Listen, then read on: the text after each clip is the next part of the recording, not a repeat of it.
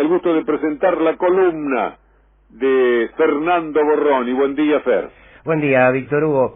Bueno, los números que día a día llegan en torno a la pandemia preocupan y mucho. Está claro que la cantidad de casos no paran de crecer y la sensación de que en junio realmente comenzó la pandemia en la Argentina es una sensación, creo, compartida. Y sobre todo que muchos indican que lo peor está por venir.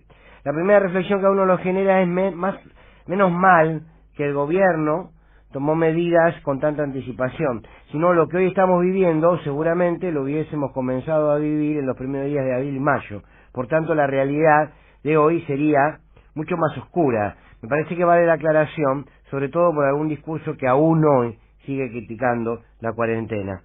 El contexto de estos días es bastante distinto a la de aquellos días de principio de marzo cuando todo empezaba. Hoy, cuando todo está peor, mayoritariamente y sin generalizar, se está siendo bastante más irresponsable. Casi que en todos lados. Y esto preocupa y preocupa mucho.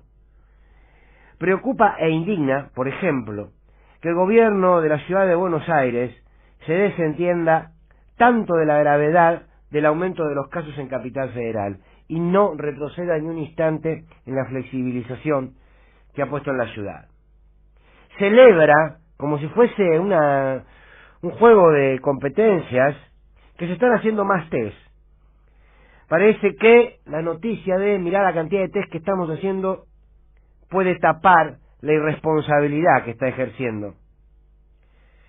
Preocupa y mucho en estos tiempos una sociedad, una porción de la sociedad porteña, que te defiende más el derecho de los runners que los derechos de, por ejemplo, quienes viven en la villa y aún están sin agua en plena pandemia.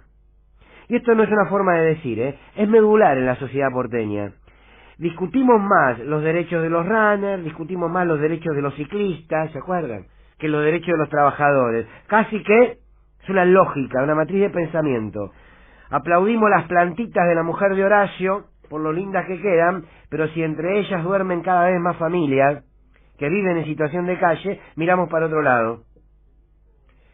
Y la gente se sigue multiplicando en las calles y se sigue muriendo en las calles. Este sábado murió Sergio, con 63 años, en la ciudad autónoma de Buenos Aires, de la que se dice bastante poco. Preocupa mucho la estupidez, preocupa mucho la mezquindad y tanta desidia en un momento tan clave. En la ciudad de Buenos Aires se está tirando por la borda lo hecho hasta hoy.